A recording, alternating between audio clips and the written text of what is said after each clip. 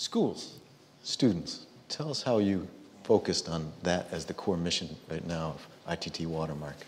You know, one of the things we learned is that schools in developing countries are really a central point for a lot of things that go on in the community. And so what happens is when you give some education to children and you bring the safe water to schools, they serve kind of as a central point to radiate your message out. So as you know, one of the pieces of this program is hygiene education, and what will happen is the children will be trained on how to wash their hands and how to brush their teeth and things that seem very simple and day-to-day here, but they'll take that education home to their parents, and it can have a very, very big impact. And also the issue of bringing safe, clean water to the schools. Often what happens is children miss days of school in emerging markets because they're out gathering water to bring home. And so the hope is, and Water for People has told us that what happens is a lot of times when the safe water is available at the school, the students can usually, if they're in close proximity to the school, which they often are, they're able to take some of that clean water home to their family, which saves them the time of having to go try to gather it elsewhere.